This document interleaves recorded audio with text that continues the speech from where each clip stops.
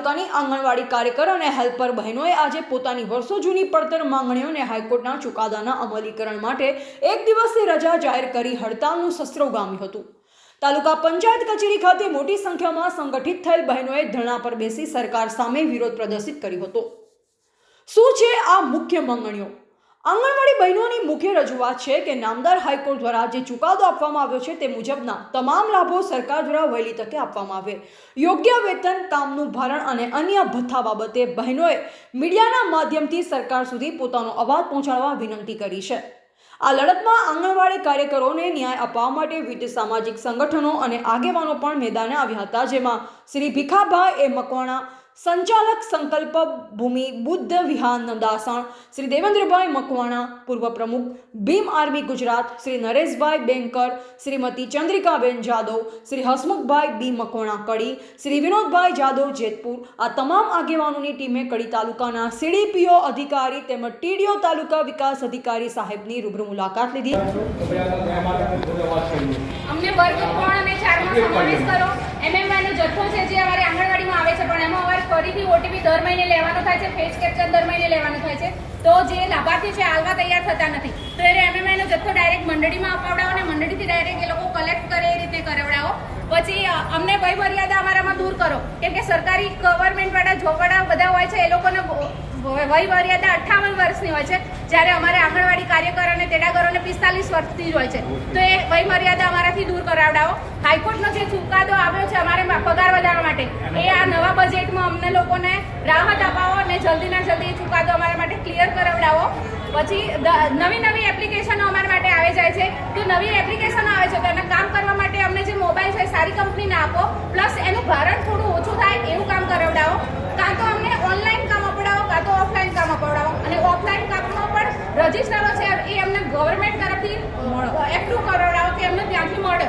પછી અમારી જે વધારાની કામગીરી છે એમાં અમને ભારણ થોડું ઓછું કરાવડાવો। કુપોષિત બાળકો માટે જે અમને ફોર્સ કરવામાં આવે છે કે એ લોકોને કુપોષિત બાળકો, અમે વાલીઓને સમજાવીએ છીએ કે તમે સીએમટીસીમાં લઈ જાઓ, હા લઈ જાઓ, પણ એ લોકો તૈયાર થતા નથી, તો એનું પણ ભારણ અમારા પર બહુ બધું હોય છે, તો એ થોડું ઓછું કરાવડાવો।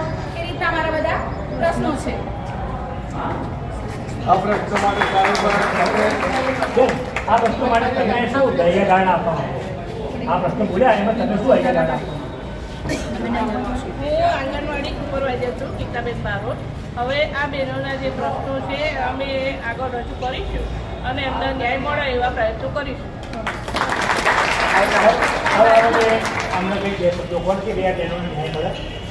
આપણી જે પણ રજૂઆતો હશે અમે આગળના યોગ્ય ફોરમ ઉપર આપણે રજૂઆત કરીશું, પછી એમના દ્વારા આપણે જે તમારું થઈ શકે એવું હશે નિયમોમાં મારી જવાબદારી સાહેબ એટલી વધી જાય કે આપણે એમને જ્યારે જરૂર પડે ત્યારે તમારા આદેશના તો કોઈ પણ આદેશ થાય રાત દિવસે કામ કરે, બરાબર? અને એ રાત દિવસે કામ કરે છે, એમનું ઘરનું ફેમિલીનું કશું જોતા નથી અને રાત દિવસ કામ કરે છે।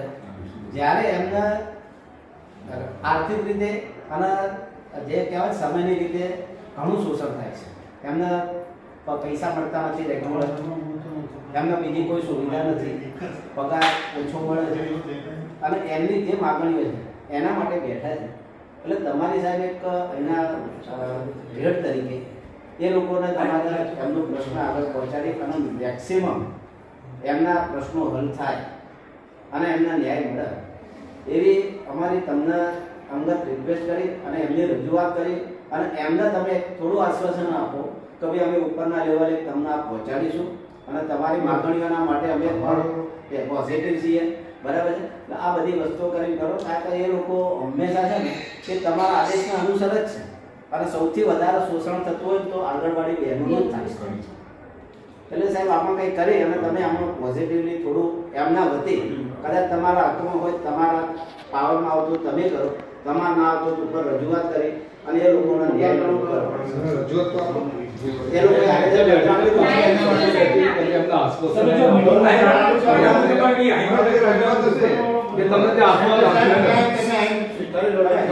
એમનો જે કંટ્રોલિંગ ઓફિસર છે ને સીડીપીઓ બેન છે, તો સીડીપીઓ કઈ એમની માંગણી છે કે હું એમનું કંટ્રોલિંગ ઓફિસર નથી, એમના કંટ્રોલિંગ સીડીપીઓ છે અને સીડીપીઓ થી ઉપર પછી એમના સીધા આવે છે જિલ્લામાં એમના પ્રોગ્રામ ઓફિસર। કે આપણે અહીંયા ઓફિસમાં આવીએ છીએ એટલે અમારા એમની ઓફિસ અહીંયા બેસે છે પણ અમે એમને કંટ્રોલિંગ ઓફિસર નથી. એમને કંટ્રોલ ઓફિસર સીડીપીઓ છે અને સીડીપીઓ થી સીધા એમના તાલુકા લેવલે સીડીપીઓ આવે છે અને જિલ્લા લેવલે એમના પ્રોગ્રામ ઓફિસર આવે છે. સીડીપીઓ શું નામ છે? સીડીપીઓ એટલે બોલે છે. એમને કહો તો જરા. તમને બહુ આપણે સાંભળે અને આશ્વાસન આપે. હંસાબેન, આશ્વાસન મળી રહે એમ. સીડીપીઓ આવ્યા સીડીપીઓ નથી. yes, હંસાબેનની વાત કરી. એટલે ફોન પર વાત કરી એટલે એક બેન ગીતાબેન કર્યું છે રિક્ષા જાય છે. હા તો વાંધો નહીં. તો અરે, સાહેબ, એમના આશ્વાસન મળી રહે એમ. કે અમારી વાત આગળ સુધી આ વાત સાચી એટલે એમની વાત આવે છે તો વાત સાંભળી લીધી અને જે રજૂઆત હોય એ આગળ પહોંચાડો. वो साहब सर તમે સાંભળો वो રિટાયર્ડ સિનિયર બેંક મેનેજર હા આપણે એમ ના તમને કહ્યું, એમને સાહેબ ના ના એ આપણે આયા છે આ સાહેબ 5 વાગ્યા સુધી બેસી જાય શું તમને અને નાના છોકરા લઈને બેઠા છે. પણ શું ઘરમાં બેસાડવાનું? અને એ લોકો છે ને, હાથ માટે પણ એમની આ માંગણી શું છે સરકારનું એમની માંગણી છે. શું છે કે એમને જે વેતન મળે છે એ સરકારશ્રી એવું કીધું છે કે તમને વધીને મળવાનું છે એ પોસ્ટપોન વધ્યું નથી. બીજું કે એમને જે એમના કાર્ય પદ્ધતિ છે એમાં ઓવરલોડ કરવામાં આવ્યો છે એટલે એમને છોકરાઓને ભણાવો કે બીજા અન્ય કોઈ કાર્યમાં વ્યસ્ત રહે તો છોકરાઓનું ભવિષ્ય શું આ પ્રશ્ન છે. હા હા. હા છે પેલા બીજા આપણે સીડીપીઓમાં સીડીપીઓ આવે છે થોડો ટાઈમ લાગશે. તો એટલે આટલી મહિલાઓ બેસી રહી છે એમનું પેટનું પાણી નથી હતું. એમને આવેદનપત્ર આપવું હોય તો આવેદનપત્ર આપી તો કચરાપેટીમાં આપણે ધક્કો નથી કહો છો. તમને રહેશે. આવેદનપત્ર કચરાપેટીમાં ધક્કો નથી આપવું કહો છો. હોય તો તમે આવો બેસી જાઓ, અમારે હાથે આ આવો. સુપરવાઇઝર તરીકે આવે ને તો તમને આશ્વાસન મળે. સાહેબ, જવાબદાર આ કહેવાય. તમે ના. એ આવશે, આવશે, આવશે. એટલે આવો. તે તો બેન નાખવી પડે આવશે તમે સાહેબ ના, પણ કે તમે કહો તો આવો ને. તમે આવો અને તમે આવો તો સાહેબ, આવો. આશ્વાસન આપો. આવો બધા. આજે ટીડીઓ સાહેબે આપણને જે હૈયા ધણ આપી આપણને જે આશ્વાસન આપ્યો એ આશ્વાસન ટૂંક સમય માટે એ પોતે અમલમાં નહીં મૂકે તો તમે આંદોલન લડવા માટે તૈયાર હોય તો અમે તમને સમર્થન કરવા માટે તૈયાર છીએ. જ્યાં પણ અમારી જરૂર પડે ત્યાં અમને કોલ કરજો. તમારા ન્યાય માટે અમે ખરા વાગે ઉભા રહીશું. જય ભીમ. માણસો અહીંયા બહેનોના ન્યાય માટે સીડીપીઓસી અને પીડીઓ સાહેબને ઉભો મળ્યા અને આ બહેનોના આંગણવાડીના પ્રશ્નોના અહીંયા ધારણા માટે આપણે જે લોકોએ જે લડત આપી અને એ લડત સાહેબશ્રી પીડીઓ સાહેબશ્રી અને સીડીઓ અને ગામના આંગણવાડીના લીડરશ્રીએ સારો એવો બહેનોને રિસ્પોન્સ મળ્યો છે. તો નવો સરકાર લોકોને મળતો રહે આ લોકોને ન્યાય મળે એવી મેં હું પત્રકાર તરીકે શુભકામનાઓ પાઠવું છું અને તમારા દરેક લાભો મળે જરૂરિયાત પડે તો આ નરેશભાઈ જયકર છે ખરીના બાજુમાં હેમાજી પ્રમુખ છે તેની બાજુમાં ચંદ્રિકાબેન છે આ તમે સંપર્ક કરજો અને તમને જરૂરી સહયોગ આપશે.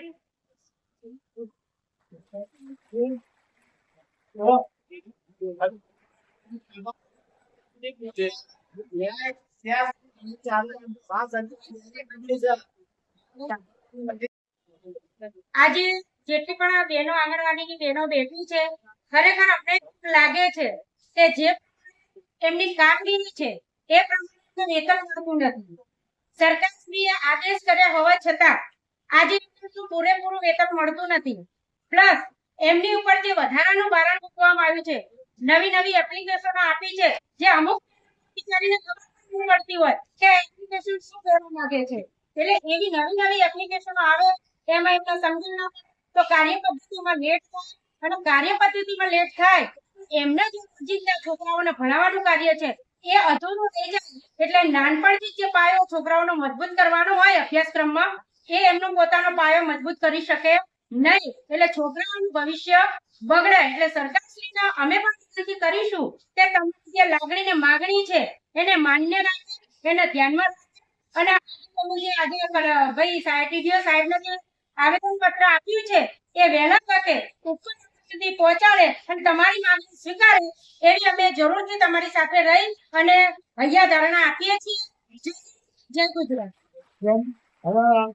બહેનોના પ્રશ્નો અંગે આપણે પીડીઓ સાહેબ દ્વારા મળ્યા માટે ત્યાર પછી આપણે સુપ્રીમ મળ્યા અને એના કાર્યક્રમ તો ન્યાય બાબતે તમામ ક્ષેત્રે આપણને હૈયા જાણવું તો આ બાબતે તમે આંગણવાડી બહેનોને પરિણામ સૌથી વધારે જો આર્થિક રીતે અને સમયની રીતે કોઈ પણ પ્રશ્ન આવે, કોઈ પણ એનો કાર્યક્રમ આવે તો આંગણવાડી બહેનોને પહેલા ટાર્ગેટ કરવામાં આવે અને એમના ટાઈમમાં બે કામ 10 દિવસમાં થતું હોય એ 5 દિવસમાં કરવામાં આવે. છતાં આ બહેનો એમની પોતાની ફરજ સમજી અને કરી રહ્યા છે. ત્યારે આ બહેનોને કાયમી કરવામાં નથી આવતા. વર્ષ 3 તો વર્ષ 4 ના જે એમના રૂપો મળવા એ પણ મળવામાં નથી આવતા. મોડો ટાઈમ બેસી અને કામ કરે તો એમને વધારાનું વેતન પણ આપવામાં આવતું નથી. અને આ સરકાર આ બહેનોનો આ રીતે ખોટો ઉપયોગ કરી અને એમને કાયમી નહીં કરવા, વધારાનું વેતન નહીં આપવું, એમની સુવિધાઓ પૂરી નહીં પાડવી, એટલે આ બધી વ્યવસ્થા જ્યાં સુધી નહીં થાય. આજે કડીમાં જોયું તમે કે 700 થી 800 આંગણવાડી બહેનો પોતાનો સમય તમને ઘટાડી અને અહીં આવ્યા છે અને એમની માંગણીઓ માટે આવ્યા છે. તો એમની માંગણીઓ દરેકે દરેક પૂરી કરવી જોઈએ અને એમને ન્યાય મળવો જોઈએ.